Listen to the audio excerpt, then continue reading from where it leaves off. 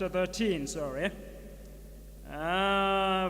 We will read verse 1 to 13.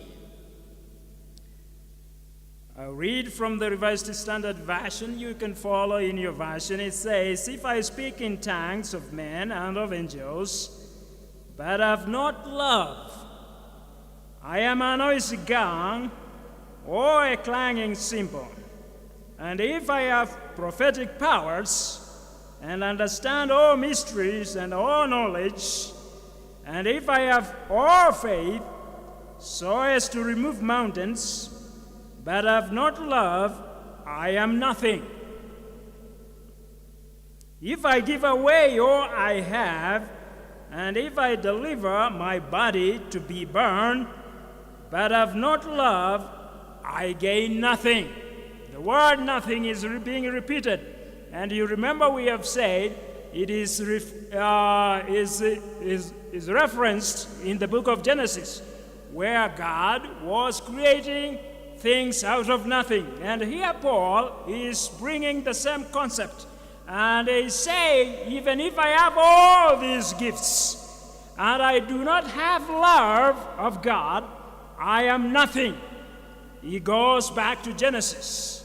Verse 4. He says, love is patient. He begins to explain what love is. He says, love is kind. Love is not jealous. Love is not boastful. It is not arrogant. It is not rude. Love does not insist on its own way. It is not irritable. It is not resentful. It does not rejoice at wrong, but rejoices in the right. Love bears all things, believes all things, hopes all things, endures all things. Verse 8, love never ends.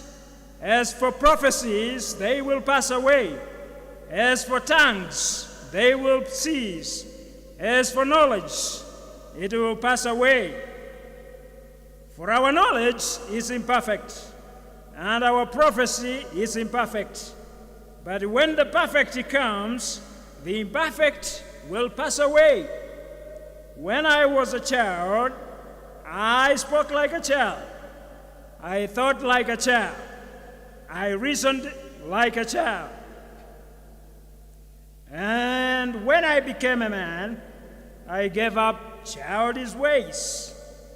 For now we see in a mirror dimly, but face to face, but then face to face. Now I know in part, then I shall understand fully, even as I have been fully understood. Verse 13 is the conclusion, and it says, so faith, hope, love abide. These three, but the greatest of these is love. Paul mentions the gifts of the Holy Spirit, the gifts of God.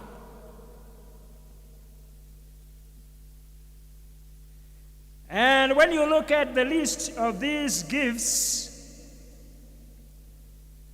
you can't resist thinking you cannot dispense with these gifts in a religion. All these gifts he has listed there, you can't think of having none in a religion. Think of speaking in tongues.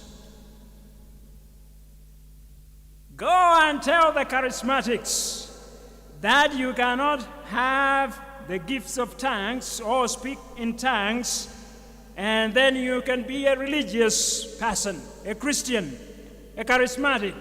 You can't dispense that or with that. Not only the languages of human beings, but also the languages of the angels.